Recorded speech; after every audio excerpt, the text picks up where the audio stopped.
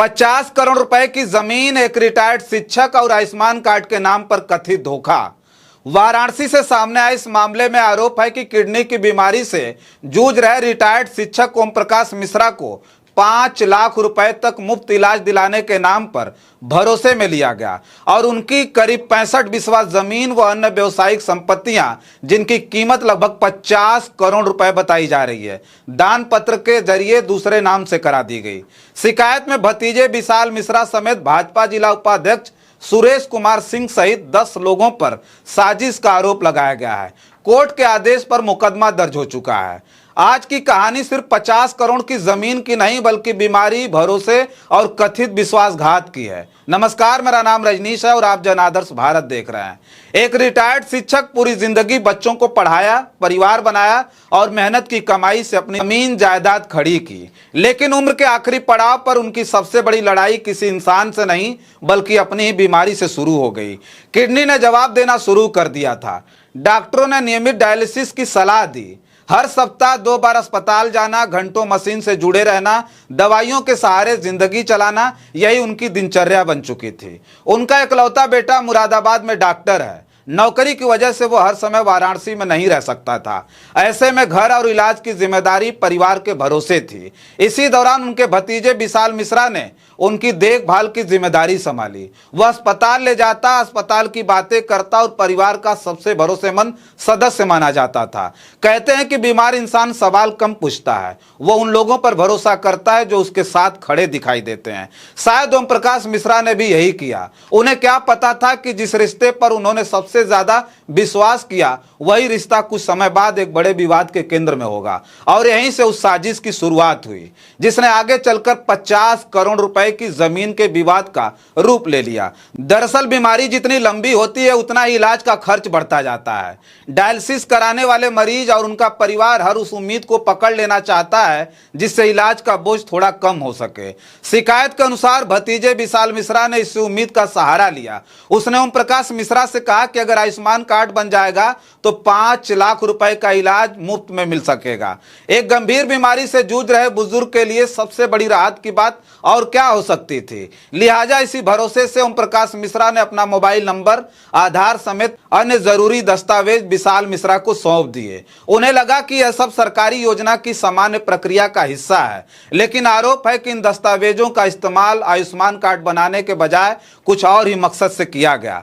शिकायत में कहा गया कि विशाल मिश्रा ने भाजपा जिला उपाध्यक्ष सुरेश कुमार सिंह, रवि उपाध्याय, वरुणापति उपाध्याय, प्रवीण सिंह, नीतीश राय, अजय तिवारी, प्रशांत सिंह, अनिल कुमार सिंह और सत्यांशु सिंह के साथ मिलकर कथित साजिश रची। आरोप है कि इसी दौरान करीब 65 बिस्वा जमीन और अन्य व्यवसायिक संपत्तियों का दान पत्र तैयार कराया गया और बाद में अन्य आवश्यक कागजी कार्रवाई भी पूरी कर ली गई। सबसे हैरान करने वाली बात यह है कि जिस व्यक्ति को लग रहा था कि वह अपने इलाज की प्रक्रिया पूरी कर रहा है, उसी दौरान उसकी जिंदगी भर की कमाई से जुड़े दस्तावेज बदलते चले गए। अगर शिकायत में लगाए गए आरोप सही साबित होते हैं तो यह सिर्फ कागजों का खेल नहीं है, बल्कि एक बीमार इंसान के भरोसे का कथित दुरुपयोग था। लेकिन अभी यह कहानी यहीं खत्म नहीं होती है, क्योंकि कुछ समय बाद एक ऐसा सवाल पूछा गया जिसने पूरे मामले का पर्दाफाश कर दिया। आयुष्मान कार्ड आखिर बना या नहीं? दिन बीतते गए, डायलिसिस चलता रहा, इलाज भी चलता रहा, लेकिन जिस आयुष्मान कार्ड का इंतजार था उसका कहीं कोई अता पता नहीं था। शिकायत के अनुसार जब भी परिवार कार्ड के बारे में पूछता, हर बार कोई न कोई बहाना बना दिया जाता था। कभी कहा जाता प्रक्रिया चल रही है, कभी कहा जाता थोड़ा और समय लगेगा। शुरुआत में परिवार ने इन बातों पर भरोसा किया, लेकिन धीरे धीरे यह भरोसा सवालों में बदलने लगा। आखिर एक दिन ओम प्रकाश मिश्रा की पत्नी प्रमिला मिश्रा ने अपने बेटे को पूरी बात बताई। उनका बेटा, जो मुरादाबाद में डॉक्टर है, तुरंत वाराणसी पहुंचा। उसे लगा शायद आयुष्मान कार्ड बनने में कोई तकनीकी दिक्कत आई होगी, लेकिन सच्चाई जानने के लिए वह गंगापुर स्थित निबंधन कार्यालय पहुंचा। यहीं से कहानी ने सबसे बड़ा मोड़ लिया। शिकायत के मुताबिक जब दस्तावेजों की जांच कराई गई तो पता चला कि जिस जमीन को परिवार अपनी संपत्ति समझ रहा था, उसकी रजिस्ट्री और दान पत्र से जुड़ी कागजी कार्रवाई पहले ही हो चुकी थी। यानी जिस कागज को इलाज की प्रक्रिया समझा गया, आरोप है कि वही करोड़ों रुपए की संपत्ति के हस्तांतरण का आधार बन चुका था। एक पल में पूरे परिवार के पैरों तले जमीन खिसक गई। जिस भतीजे पर सबसे ज्यादा भरोसा था, अब उसी पर सबसे गंभीर आरोप लग रहे थे। परिवार के सामने सिर्फ एक सवाल था, क्या बीमारी की मजबूरी का फायदा उठाकर पूरी जिंदगी की कमाई छीन ली गई?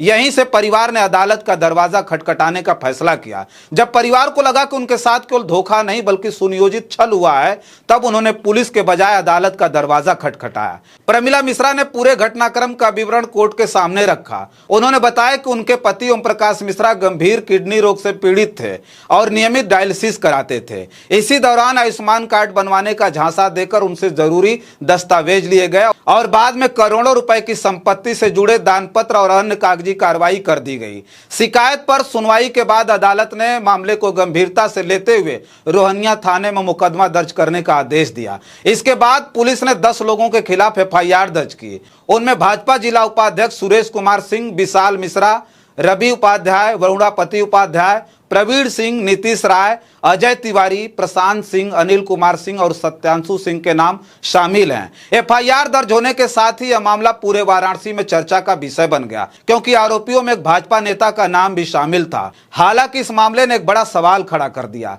अगर बीमारी से जूझ रहे बुजुर्गों के दस्तावेज भी सुरक्षित नहीं है, तो समाज में भरोसे की सबसे मजबूत डोर आखिर कितनी सुरक्षित है?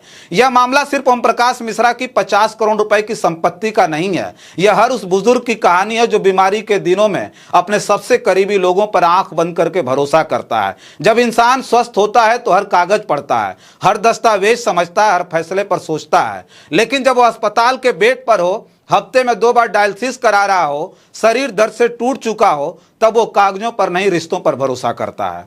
यही भरोसा समाज की सबसे बड़ी ताकत भी है, और अगर उसका गलत इस्तेमाल हो तो वही सबसे बड़ी कमजोरी बन जाता है। वाराणसी का यह मामला इसलिए भी बड़ा है क्योंकि शिकायत के अनुसार एक सरकारी योजना का नाम लेकर भरोसा जीता गया और उसी भरोसे के सहारे करोड़ों रुपए की संपत्ति पर कब्जा करने की कोशिश की गई।